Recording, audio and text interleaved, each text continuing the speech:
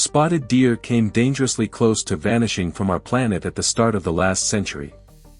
Humans hunted them relentlessly, for their tender meat, their beautiful hides, and most of all, their soft young antlers, called velvet. Those antlers were prized as a magical ingredient for traditional medicines and miracle remedies. These elegant mammals belong to the true deer genus and the deer family. Spotted deer are known for their graceful build, slender, light, and incredibly agile. They reach their full beauty by the age of 3, when they become fully grown adults. Appearance. During summer, it's almost impossible to tell males from females. Their coats are a warm reddish color, sprinkled with white spots.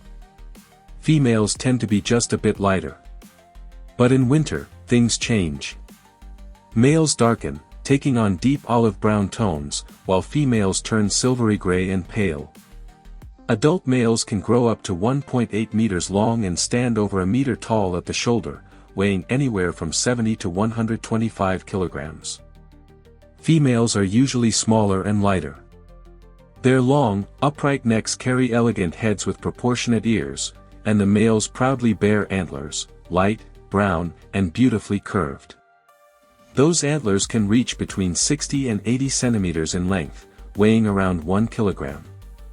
But there are rare individuals whose antlers grow beyond 90 centimeters and weigh nearly 2 kilograms, with up to 6 points branching out. Each deer wears a unique coat pattern. No two are the same. The upper body is always darker, fading to lighter tones toward the belly and legs. Rusty red hues shimmer across their limbs, and all over their body, scattered like stars, are white spots. On some deer, those spots merge into streaks up to 10 centimeters long. Interestingly, not every spotted deer has visible spots, especially older ones whose coats have worn thin. Their fur is surprisingly dense too, up to 7 centimeters thick, protecting them from the chill of mountain winds. Character and way of life. Spotted deer are creatures of solitude. They prefer quiet independence, each guarding its own territory of up to 200 hectares. But when a male gathers a small harem, up to 5 females, the group requires a larger home range, nearly 400 hectares. Herds of a dozen or so deer may roam over an area as vast as 1,000 hectares. When the breeding season ends, males leave their harems and form small bachelor groups. Females, on the other hand, tend to stay together with their young, fawns of both sexes up to 2 years old. As winter approaches, these graceful animals grow more social, gathering into larger groups, especially in years when food is plentiful. During the summer, spotted deer emerge from the forest at dawn or dusk to feed, blending perfectly with the fading light. In winter, they stay active mostly on clear, calm days. But when snow falls thick and heavy, they retreat into the shelter of dense woods, lying low until the storm passes. They are swift and agile runners, easily leaping over obstacles nearly 2 meters high, though only when the ground is free of snow. Deep snow, more than half a meter thick, quickly drains their strength, forcing them to move in short, exhausting bounds. It also makes feeding difficult, burying the grass and shoots they depend on. An amazing fact, spotted deer are excellent swimmers. They can cross rivers and even wide straits, sometimes swimming distances of 10 kilometers or more. Some herds even undertake seasonal migrations, following the rhythm of nature itself. How long do they live? In the wild, spotted deer rarely live beyond 15 years. Their lives are shaped, and often cut short, by predators, disease, food scarcity, accidents, and poaching. Yet, in captivity, under human care, they can live more than 20 years. Remarkably, even females older than 15 remain capable of giving birth, a quiet testament to their resilience and grace. Where do spotted deer live? Not so long ago, the graceful spotted deer roamed vast regions across Asia, from the northeastern provinces of China to North Vietnam, Japan, Korea, and the island of Taiwan. But today, their natural range has greatly diminished.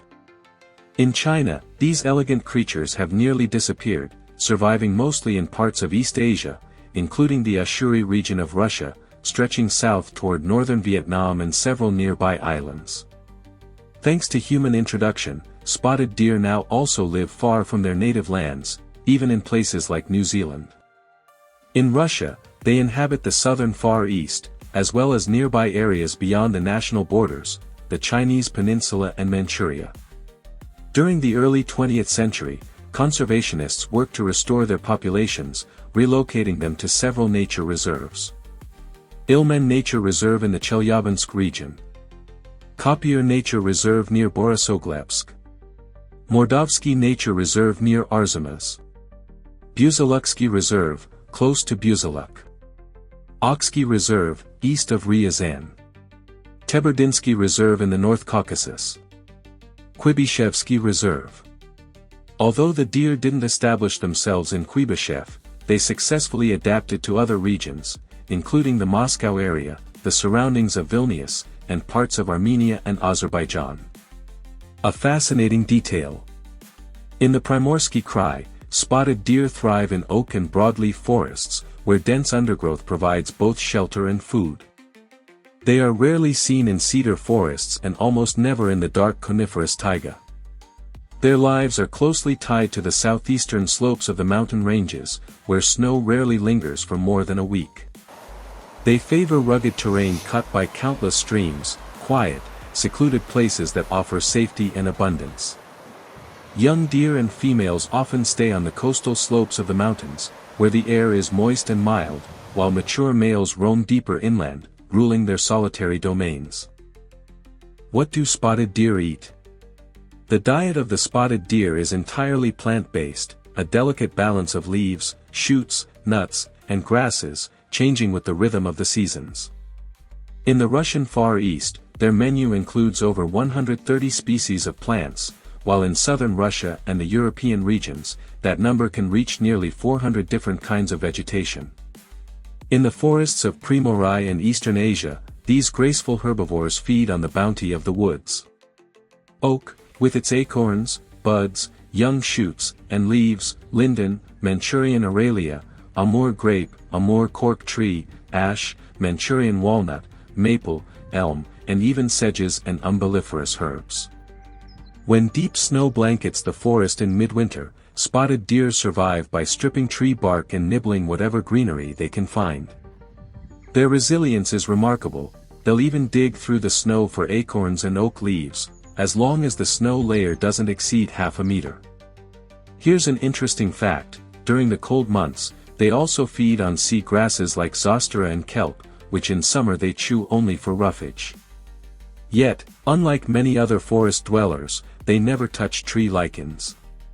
From time to time, spotted deer seek out natural salt licks and even warm mineral springs, instinctively replenishing essential minerals. They've been seen licking algae, consuming ash, pebbles, and even sea cucumbers, and occasionally drinking sea water, though that's a rare occurrence. Natural enemies. Life in the wild is never without danger, and for the spotted deer, the greatest threat comes from the gray wolf, their most persistent predator. But wolves aren't the only ones hunting them. These elegant animals also fall prey to red wolves, lynxes, Far Eastern leopards, Amur tigers, and even packs of stray dogs. Newborn fawns face an even harsher struggle for survival. They are hunted by Far Eastern wildcats, foxes, bears, and martens. Only the strongest and most alert survive to adulthood, keeping the fragile balance of nature alive in the deep forests of the Far East. Reproduction and offspring. In the wild valleys of the Lazovsky Nature Reserve in Primorai, the season of life for the spotted deer begins quietly, in September and October, reaching its peak by early November. When the forests are heavy with acorns, the deer grow more active, their instincts sharpened by abundance. But when the harvest is poor, nature slows them down, even love bends to the rhythm of the forest. Male deer, reaching 3 to 4 years of age, join the mating season for the first time. Their deep, echoing roars roll through the dawn and dusk, a sound that marks both challenge and desire. Each strong stag gathers his own harem of several females, defending it from rivals.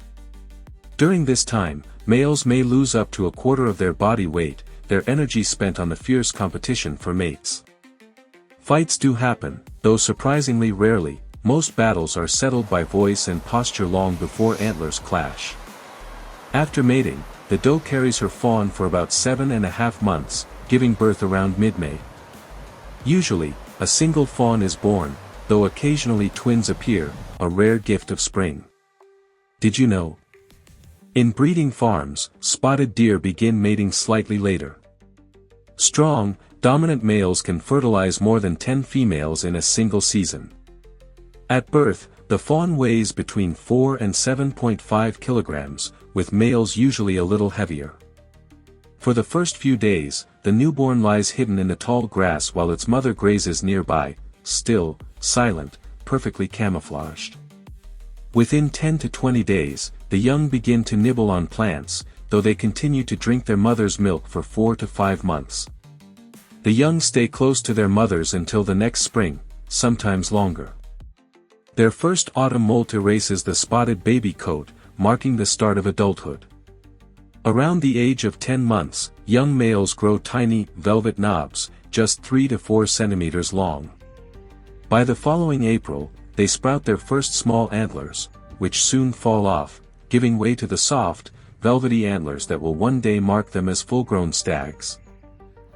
Population and conservation status. Once roaming freely across vast landscapes, the spotted deer has seen its numbers drop sharply over the past 100 years. Their graceful silhouettes, once common in the forests of Asia, have become a rare sight, a whisper of what was once abundant. The main cause? Relentless hunting. For decades, humans pursued these deer for their meat, beautiful hides, and antlers, leaving forests quieter with every passing season. But hunting was only part of the story. The true tragedy unfolded as the balance of nature shifted. Expanding human settlements devoured their habitats. Broadleaf forests, their home and shelter, vanished under the pressure of agriculture and construction. Wolves and stray dogs became more numerous, turning natural predators into constant threats. And with shrinking food sources and infectious diseases, survival became a daily battle. Even the rise of deer farms, meant to protect and breed them, often backfired. Too many animals died due to poor handling and mismanagement. Today, all hunting of spotted deer is strictly prohibited. The species is officially listed in the International Red Book as endangered, a solemn reminder of how easily human hands can unbalance nature's design. But there is still hope. In reserves and national parks, these gentle creatures are slowly reclaiming their place, shy, cautious, but resilient. Each fawn that takes its first steps in the wild is a promise that the spotted deer's story is not over yet. Here's the video. If you liked it, please give a thumbs up and subscribe. See you next time.